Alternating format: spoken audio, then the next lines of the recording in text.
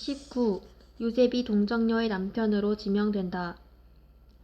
방장과 양탄자와 상감세공을 한 가구들로 잘 장식된 호화로운 방이 보인다. 거기에 사제들이 있고 그 가운데에는 즈카리아와 20세에서 50세 전후의 각 연령층의 많은 남자가 있는 것으로 보아 아직 성전에 딸린 방인 것 같다.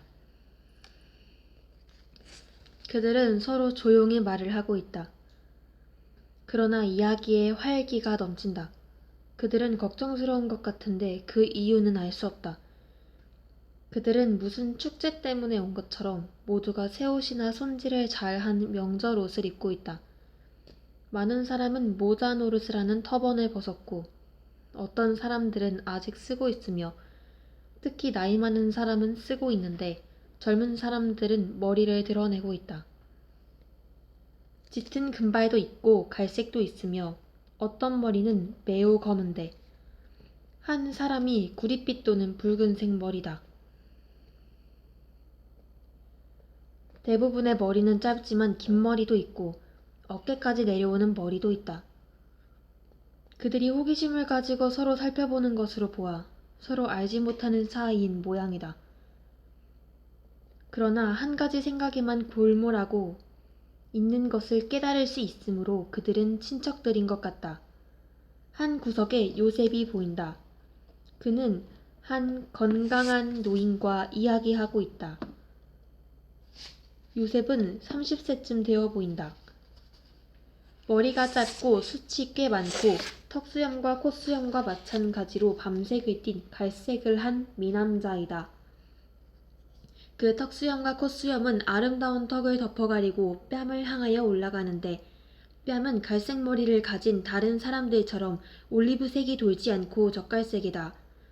눈은 어두운 빛깔인데 착하고 그윽하고 대단히 근엄하며 거의 좀 쓸쓸하다고 할 수 있을 정도이다. 그러나 그가 지금처럼 웃을 때에는 그 눈둘이 기쁨과 젊음을 나타낸다. 그의 옷 전체가 엷은 밤색인데 수수하지만 매우 단정한 옷차림이다. 젊은 레위파 신관들 한때가 들어온다. 그들은 문과 벽 가까이에 있는 길고 좁은 탁자 사이에 늘어선다. 벽 한가운데에는 문이 있고 그 문은 열린 채로 있다. 다만 휘장이 바닥에서 20cm 되는 데까지 드리워져 있어 출입구가 가려져 있다. 공중에 호기심이 날카로워지고 한 손으로 휘장이 열려 위에 꽃이 핀 나뭇가지 하나가 소중히 놓여있는 마른 나뭇가지 한 단을 아는 레위파회 신관이 통과하자 호기심은 한층 더 날카로워진다. 꽃들은 약간의 분홍색이 섞였을까 말까 할 정도의 흰 꽃잎으로 된 가벼운 꽃송이로서 그 분홍 빛깔은 중앙 쪽에서 가벼운 꽃잎 끝쪽으로 퍼져가면서 점점 더 엷어진다. 레위파 신관은 그 많은 마른 가지들 가운데에서 기적적으로 꽃이 핀 그 가지를 상하게 하지 않으려고 매우 조심하면서 나뭇가지 단을 탁자에 내려놓는다. 소리 하나가 방 안에 터진다. 목들이 느려지고 시선들이 더 잘 보기 위하여 더 주의 깊게 된다. 즈가리아 자신도 탁자에 더 가까이에 있는 사제들과 같이 보려고 애쓰지만 아무것도 보지 못한다. 요셉은 자기가 있는 구석에서 나뭇가지 단을 보는 둥 마는 둥 한다. 그리고 이야기 상대자가 무엇이라고 말하자 그는 그럴 리가 없다는 뜻의 몸짓을 하고는 웃는다. 휘장 뒤에서 나팔 소리가 들려온다. 아주 조용해지고 모두 질서 정연하게 늘어서서 휘장 고리를 쭉 밀었기 때문에 이제는 환히 드러난 출입구 쪽으로 얼굴을 돌린다. 다른 나이 많은 사제들에 둘러싸여 대사제가 들어온다. 모두가 몸을 깊이 숙인다. 대사제는 탁자 곁으로 가서 선체로 말한다. 내 부름에 응하여 오신 다윗 가문의 남자 여러분 들으시오. 주께서 말씀하셨으니 주를 찬미합시다. 그분의 영광에서 빗줄기 하나가 봄의 햇살같이 내려와서 마른 가지에 생명을 주었습니다. 엔세니의 마지막 날인 지금 땅에 있는 아무 가지에도 꽃이 피지 않는데 비록 유다의 높은 지대에 내린 눈은 아직 사라지지 않았으나 이 가지는 기적적으로 꽃이 피었습니다.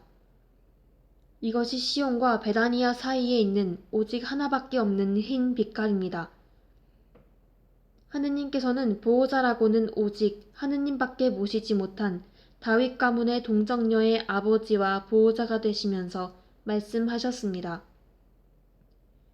성전과 그의 가문의 영광인 거룩한 아이, 그가 하느님의 말씀에 영원하신 분의 마음에 드는 남편의 이름을 그에게 알게 하실 만한 자격을 얻었습니다.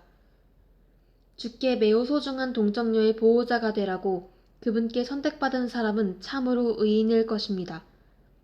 그러므로 그 동정녀를 잃는 우리의 슬픔이 가라앉고 우리는 그의 아내로서의 운명에 대하여 이제 걱정이 없어졌습니다.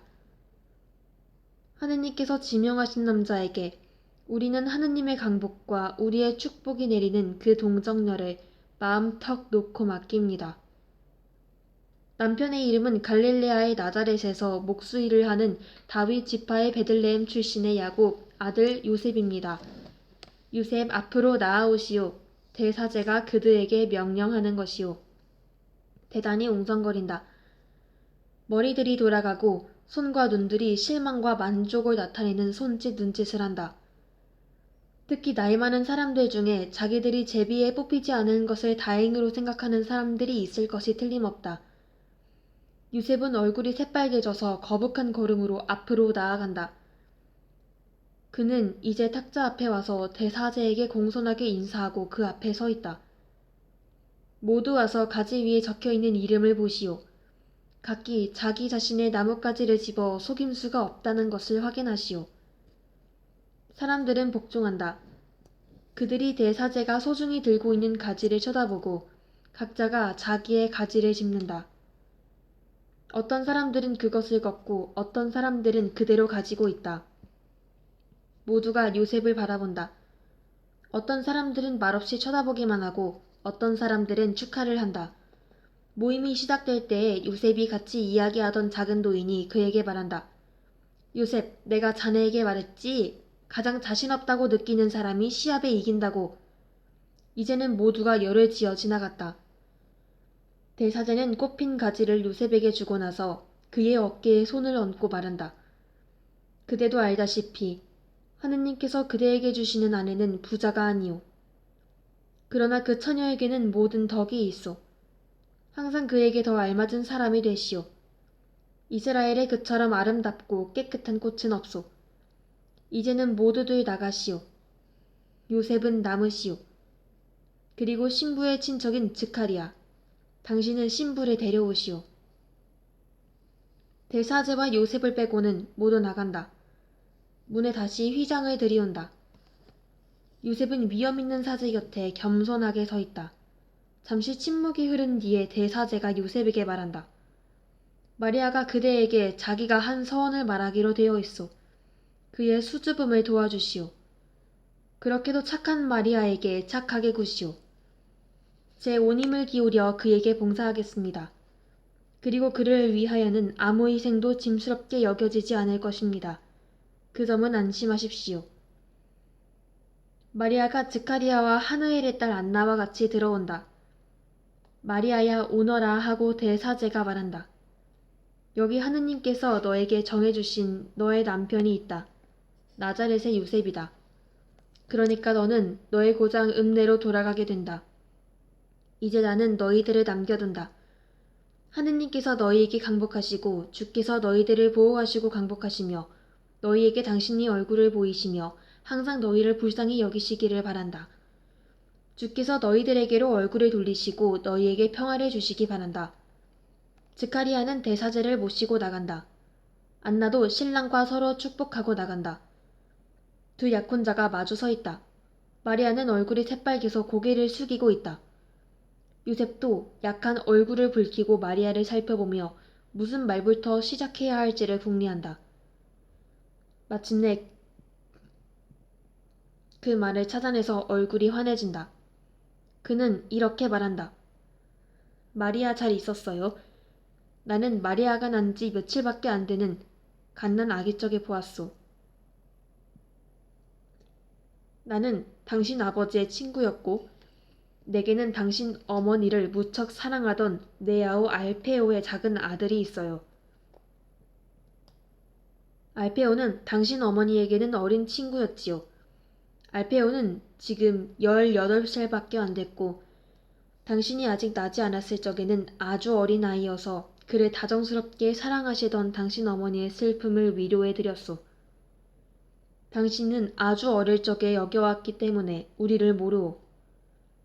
그러나 나자렛에서는 모든 사람이 당신을 많이 사랑하고 그 탄생이 아기를 못 가지는 여인을 다시 꽃피게 하신 주님의 기적이었던 요아킴의 어린 마리아의 말을 하고 있소. 그리고 나는 당신이 나던 날 저녁을 기억하고 있소. 다 익은 농작물을 살린 거센 비와 벼락이 치면서도 야생 히일을 한 그루조차 부러뜨리지 않았고 사람들이 일찍이 본 것보다 더 크고 더 아름다운 무지개로 끝난 네오 때문에 모든 사람이 그날 저녁을 기억하고 있소. 그리고 또 누가 요아킴의 기쁨을 기억하지 않아요? 요아킴은 당신을 이웃 사람들에게까지 보이면서 흔들고 있었소. 당신이 하늘에서 온 꽃인 것처럼 당신을 감탄해서 보고 모든 사람에게 그의 감탄을 전해주는 것이었소. 그렇게도 아름답고 그렇게도 착하고 지극히 우아하고 지혜로운 말을 하던 그의 마리아 이야기를 하면서 세상을 떠난 행복한 늙은 아버지였소. 그분이 당신을 감탄하며 바라보고 당신보다 더 아름다운 여자가 없다고 말한 것은 옳은 말이었소. 그리고 또 당신 어머니는 당신 집이 있는 구석을 노래로 채우곤 했소. 당신을 가졌을 때와 당신에게 젖을 먹일 때에는 봄날의 종달새와 같았소. 내가 당신의 요람을 만들었소. 그건 어머니가 원하는 대로 장미꽃을 새겨서 장식한 작은 요람이었소. 어쩌면 그 요람이 닫혀있는 당신 집에 아직 있는지도 모르오. 마리아, 나는 나이가 많소. 당신이 낳았을 때 나는 목수일을 배우고 있었소. 벌써 일을 하고 있었지요. 내가 당신을 아내로 맞이하리라는 말을 누가 했겠소? 우리가 친하게 지내는 사이였기 때문에 당신 부모가 걱정을 덜하면서 돌아가셨을 것이오. 당신 아버지가 내 인생의 훌륭한 스승이었기 때문에 그분의 죽음을 진심으로 슬퍼하면서 내가 그분의 장사를 지냈소. 마리아는 요셉이 그에게 이렇게 말하는 것을 들으면서 점점 더 안심이 되어 얼굴을 천천히 쳐든다.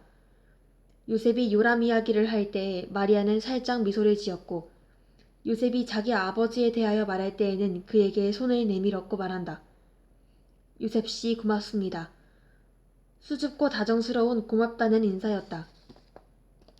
요셉은 그의 짧고 튼튼한 목수의 양손으로 자스민 향내가 나는 작은 손을 잡고 마리아를 안심시켜 마지 않는 애정을 가지고 손을 쓰다듬는다. 요셉은 아마 다른 말을 기다리는 모양이다. 그러나 마리아는 다시 입을 다문다. 그러자 요셉이 말을 잇는다. 알겠소? 집은 오솔길을 로마의 화물 운송차들을 위한 도로로 변형시키기 위해 집정관이 내린 명령으로 헐린 부분을 빼고는 그대로 있소. 그렇지만 밭들에게 남아있는 것은 왜냐하면 당신 아버지의 병환 때문에 당신 재산의 많은 부분이 희생되었기 때문이요 아시겠소? 좀 소홀히 다루어져 있소. 3년째나 나무와 포도나무들이 정원사의 전지가지를 못 보았고 땅은 황폐하고 단단해졌소. 그러나 당신이 아주 어렸을 적에 있던 나무들은 아직 거기에 있소. 그래서 만일 당신이 허락하면 내가 즉시 돌보겠소. 요셉씨 고마워요. 그렇지만 그것 아니라도 당신의 일이 있는데 나는 하루의 처음 시간과 마지막 시간에 당신 정원 일을 하겠소. 요사이 해는 길어지요. 봄까지는 당신을 기쁘게 하기 위해 나는 모든 것이 정돈되기를 원하오. 보시오. 이것은 집에 닿아 있는 편도나무까지요. 나는 이 가지를 꺾기만을 원했소. 큰 구멍이 난 울타리로 사방에 들어갈 수가 있소. 하지만 그것을 다시 튼튼하고 빽빽하게 만들어 놓겠소. 나는 내가 선택될 경우를 생각해서 이 가지를 꺾고자 했소. 그렇지만 나는 나자렛 사람이기 때문에 그것을 바라지는 않았소. 내가 소집에 응한 것은 그 소집이 사제에게서 나온 것이기 때문이었지 결혼을 바라서가 아니었소. 그러니까 다시 나뭇가지 얘긴데 당신이 당신 집 정원의 꽃을 가지는 것을 기뻐하리라고 생각하고 꺾은 것이오. 마리아 예소, 이 가지와 함께 내 마음을 당신에게 주오. 내 마음은 이제까지는 주만을 위해서 피었는데 이제는 내 아내인 당신을 위해서 피오. 마리아는 가지를 받는다. 마리아는 감격하여 요셉을 더 안심하고 기뻐하는 태도로 쳐다본다. 마리아는 요셉을 믿을 수 있다고 느끼고 그 다음 나는 돌에 닦는 사람이요 하고 그가 말하는 것을 듣고는 얼굴이 환해지며 용기를 낸다. 요셉씨, 저도 온전히 하느님께 속해 있어요. 대사제님이 당신에게 그 말을 하셨는지 모르겠군요. 대사제님은 그저 당신이 착하고 순결하며 당신이 한 어떤 서원을 내게 알려줄 것이라고 하면서 당신에게 착하게 굴라고만 말씀하셨소. 마리아, 말하시오. 당신의 요셉은 당신의 모든 소원에 당신이 행복하게 만들기를 원하오. 나는 당신을 육체적으로 사랑하지 않소. 나는 하느님께서 내게 주신 거룩한 처녀인 당신을 내 정신에 따라 사랑하오. 나를 남편으로 생각하지 말고 아버지와 오빠로 생각하시오. 당신을 아버지에게 맡기듯 내게 맡기고 오빠를 신뢰하듯 나를 믿으시오. 저는 아주 어려서 저를 주님께 바쳤어요. 이스라엘에서는 이런 일을 하지 않는다는 것은 저도 알아요. 그렇지만 저는 메시아의 강림을 위해 제 동정을 사랑의 희생으로 요구하는 목소리를 들었어요. 이스라엘의 메시아를 기다리는 지가 정말 오래됐어요. 이를 위해서 어머니 되는 기쁨을 포기하는 것은 지나친 일이 아닙니다. 요셉은 마리아의 깊은 마음속을 읽으려고 하는 듯이 마리아를 뚫어지게 들여다보고 나서 아직 꽃핀 나뭇가지를 손가락 사이에 들고 있는 작은 두 손을 잡고 말한다. 나도 내 희생을 당신의 희생에 합치겠소. 그리고 우리의 순결로 영원하신 분께 하도 많은 사랑을, 너무나도 많은 사랑을 보여드려 하느님께서 구세주를 온 세상에 더 일찍 보내주시고 우리에게 구세주의 빛이 세상을 비추는 것을 보도록 허락하시게 합시다. 마리아, 오시오. 주의 집 앞에 가서 우리가 천사들이 서로 사랑하는 것처럼 서로 사랑하겠다고 맹세합시다. 그런 다음 나는 나자렛으로 내려가서 당신의 모든 것을 준비하겠소. 당신이 더 좋다면 당신 집에, 당신이 원한다면 다른 곳에 준비하겠소. 제 집에요. 안쪽에 동굴이 하나 있는데 지금도 있어요? 지금도 있기는 하오. 그러나 이제는 당신의 것이 아니오. 그러나 당신이 하루의 제일 더운 시간에 피해 들어갈 수 있을 조용하고 서늘한 동굴을 하나 만들어 주겠소. 그 동굴을 전의 동굴처럼 크게 만들겠소.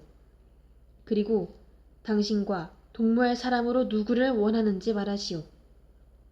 아무도 없어요. 저는 무섭지 않아요. 늘 저를 보러 오는 알페오의 어머니가 낮에는 저와 좀 같이 있어 줄 것입니다. 밤에는 저 혼자 있는 것이 더 좋아요. 아무 불행도 제게에 올 수 없어요. 그리고 또 이제는 내가 거기 있고 언제 당신을 데리러 와야 하오? 요셉 씨가 원하는 때예요.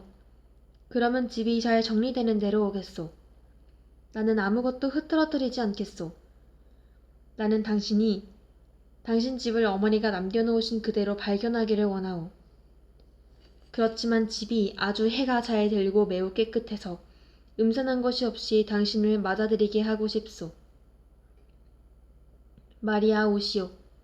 지극히 높으신 분께 우리가 그분을 찬미한다고 말씀드립시다. 다른 것은 아무것도 보이지 않는다.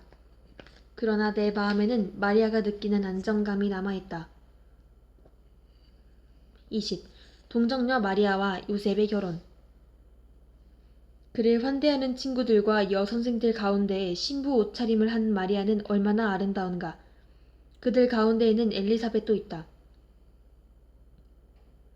마리아는 귀중한 비단이라고 할 수 있을 정도로 매우 보드랍고 고운, 눈이 부실 만큼 하얀 옷으로만 단장하였다. 뿔로 세공한 금과 은으로 된 허리띠, 허리띠는 온전히 작은 사슬로 연결된 큰 메달로 되어 있는데 각 메달은 세월이 흘러 갈색으로 변한 은바탕에 금실로 뜬 레이스이다. 허리띠는 마리아의 가는 허리를 꽉 쥔다. 그리고 아직 나이 어린 마리아에게는 아마 너무 길기 때문인지 마지막 메달 3개가 앞으로 늘어져 있다. 허리띠에 짤막한 끌리는 옷자락이 달린 대단히 넓은 옷의 주름들 사이로 내려온다. 그만큼 대단히 길다. 마리아의 작은 발에는 은으로 된 젬스가 달린 대단히 흰 샌들이 신겨져 있다. 목에는 허리띠의 모티브를 더 작게 재현하는 은으로 된 선세공이 달린 금으로 만든 장미꽃 모양이 되어 있는 가는 사슬로 옷이 고정되어 있는데 그 사슬은 깃이 깊게 파인 곳에 커다란 틈들을 통하여 지나가며 주름들을 모아서 일종의 작은 가슴 장식을 만들어 뒀는다. 마리아의 목은 흰 옷주름 속에서 귀중한 사로 둘러싼 대 모양으로 우아하게 나타나서 한층 더 가늘고 희게 보인다. 감동으로 인해 한층 더 창백하고 더 순결한 백합 같은 얼굴에 피어나는 백합 꽃대와 같다. 지극히 깨끗한 재물의 얼굴이다.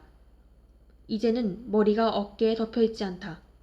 서로 따은 머리로 우아하게 정리되어 온전히 선세공 자수로 된 귀중한 갈색 은줄로 꼭대기에서부터 내려오며 적당한 자리에 고정되어 있다. 어머니의 베일이 이 따은 머리 위에 얹혀져 있어 대단히 흰 머리를 쥐고 있는 귀중한 얇은 판 아래로 대단히 기분 좋은 주름을 이루며 내려온다. 베일이 안나의 허리까지만 내려왔었는데 마리아는 어머니처럼 크지 않기 때문에 둔부까지 내려가고도 더 내려간다. 손에는 아무것도 없다. 손목에는 팔찌가 있다. 그러나 그 손목이 어찌나 가는지 마리아의 무거운 팔찌가 손등에까지 내려온다. 그리고 만일 마리아가 그것들을 흔들면 아마 땅에 떨어질 것이다. 동무들이 마리아를 이리저리 뜯어보며 감탄한다. 질문을 하고 감탄하는 소리를 지르는 것이 꼭 참새들이 명랑하게 지저귀는 것 같다. 이거 너의 어머니 거였니? 정말 오래된 거야? 사라야, 이거 얼마나 이쁘니? 이 허리띠 말이야. 그리고 이 베일은 어떻고? 수산나야, 얼마나 고운지 봐라. 그리고 시실에 짜놓은 이 백합꽃들 하며. 마리아야, 팔찌 좀 보여다오. 이거 너의 어머니 것이었니? 어머니가 하시던 거야. 그렇지만 내 친할머니에게서 온 거야. 아, 이것 좀 봐. 종려나무와 올리브나무 잔가지들 사이에 뒤섞여서 솔로몬의 인장이 있고 나뭇가지들 사이에는 백합꽃과 장미꽃들이 있어. 아니, 누가 이렇게도 완전하고 친밀한 일을 했니? 이건 다윗 가문의 것들이야. 하고 마리아가 설명한다. 긴 세월을 두고 여자들이 시집갈 때에 이 보석들을 지나가는 거야. 그리고 상속으로 전해 내려오는 거야. 맞아, 너는 상속을 받는 딸이지. 이걸 전부 나자렛에서 너에게 가져온 거니? 아니야, 어머니가 돌아가실 때 내 사촌 언니가 훈수를 있는 그대로 보존하려고 언니 집으로 가져갔어. 지금은 언니가 내게 가져온 거지. 혼수가 어디 있니? 어디 있어? 친구들에게 보여라. 마리아는 어찌할지를 모른다. 상냥하고 싶기는 하다. 그러나 무거운 큰 괴 3개에 정돈되어 있는 그의 소지품 전부를 흐트러뜨리지 않고 싶기도 하다. 여선생들이 개입해서 마리아를 도와준다. 신랑이 도착할 시간이 되었다. 지금은 무엇을 어질러 놓을 때가 아니다. 마리아를 그냥 놔두어라. 너희들 때문에 피곤하다. 그리고 가서 준비를 해라. 제잘거리는 처녀떼가 약간 뿌르퉁해져서 떠나간다. 마리아는 그에게 찬사와 축복의 말을 하는 여선생들과 같이 조용히 즐길 수 있다. 엘리사벳도 가까이 왔다. 마리아는 파누엘의 딸 안나가 내 딸아 하고 부르면서 정말 어머니다운 감정을 가지고 그에게 입맞춤해주기 때문에 감격해서 운다. 엘리사벳이 마리아에게 말한다. 마리아야, 너의 어머니가 여기 계시지 않지만 그래도 여기 계시다. 어머니의 정신이 너의 정신 곁에서 기뻐서 어쩔 줄 모르신다. 그리고 보아라.